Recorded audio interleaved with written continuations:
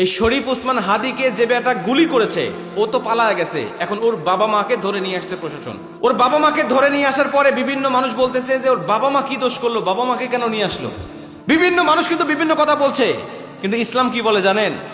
ইসলাম বলে সন্তান যদি বেপরোয়া হয়, সন্তান যদি অবাধ্য হয়, মা বাবার অবহেলার কারণে যদি সন্তান বিপদে চলে যায়, ওই মা বাবাকেও কিয়ামতের ময়দানে আসামির কাঠগড়ায় আল্লাহ দাঁড় করাবেন আর বলবেন, বলো তোমার সন্তান দুনিয়ার জমিনে এই বেপরদায় বেহায়াপনায় এরকম উশৃঙ্খল জীবন যাপন করেছে, তারপরেও কেন তুমি তাদেরকে দ্বীনের পথে চলতে বলো নাই? কোরআনের পথে, ইসলামের পথে, ইসলামী আন্দোলনের পথে, কোরআনের পথে কেন তুমি তাকে চলতে উৎসাহ প্রদান করো নাই? এজন্য ওই সন্তানের পাশাপাশি তার বাবা মাকেও দাঁড় করানো হবে। ভাই, কিয়ামতের ময়দানে আল্লাহ তো বাবা মাকে ছাড়বেন না, তে দুনিয়ার জমিনে ছাড়বেন কেন?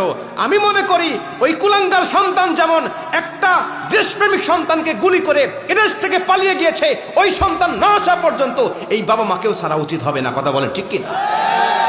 কারণ সন্তান উশৃঙ্খল হয়েছে, সন্তান ইতিপূর্বে চাঁদাবাজি করেছে, প্রশাসন বলছে ইতিপূর্বে 17 লাখ টাকা অস্ত্রের মুখে জিম্বি করে একজনের কাছ থেকে নিয়েছিল। তার মানে এরকম রেকর্ড তার বারবার আছে, বিভিন্ন জায়গায় অপরাধের সাথে সে সংযুক্ত ছিল, কিন্তু তার বাবা মা তাকে ভালো করতে পারে নাই বা ভালো কথা বলতে পারে নাই, দ্বীনের পথে চলাতে পারে নাই। তার মানে বাবা মারও গাফিলতি আছে না নাই? বাবা মাকেও গাফিলতি আছে। তার মানে দুনিয়ার জমিনে তাদের শাস্তি হওয়া উচিত। দুনিয়াতে যদি কোনো ব্যক্তি শাস্তি নাও দেয়, আল্লাহ বলে আমি ছাড়বো না, আমি আল্লাহ পাক ওই বাবা মাকে কিয়ামতের ময়দানে জাহান্নামে দেবো। কেন? কারণ সে তার দায়িত্বটা পালন করে নাই। আমরা মনে করি শুধু সন্তানের দায়িত্ব আছে বাবা মার উপরে। ভাই, সন্তানের দায়িত্ব তো বাবা মার উপরে আছে, কিন্তু সন্তান তো আগেই বাবা মা হয় না, আগে তো সন্তান থাকে। এই সন্তানের বাবা মা যিনি, ওই বাবা মা আগে সন্তানের দায়িত্ব পালন করবে। সন্তানের দায়িত্ব যদি বাবা মা পালন করতে পারে, তখন ওই সন্তানও বড় হয়ে বাবা মার দায়িত্ব পালন করে। কথা কন ঠিক কিনা? এজন্য যারা বাবা মা হয়েছেন তারা সন্তানগুলোকে ছোট্টবেলা থেকে ভালো বানানোর চেষ্টা করবেন। দ্বীন শিক্ষা দিবেন, কোরআন শিক্ষা দিবেন, কোনটা সত্য কোনটা মিথ্যা, কোনটা হক কোনটা বাতিল, কোনটা হালাল কোনটা হারাম, এটা শিক্ষা দিবেন।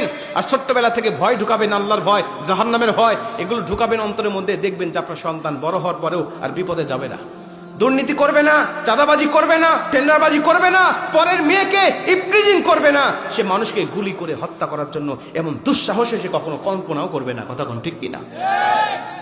এই জন্য বাবা মার উপরে দায়িত্ব আছে, বাবা মার উপরে দায়িত্ব আছে, এড়ায় যাওয়ার কোনো সুযোগ নেই। আল্লাহ পাক আমরা সন্তান যাদের, আমাদের যাদের সন্তান আছে, আল্লাহ পাক তাদেরকে দ্বীনের পথে কবুল করুক। জোরে বলেন আমিন।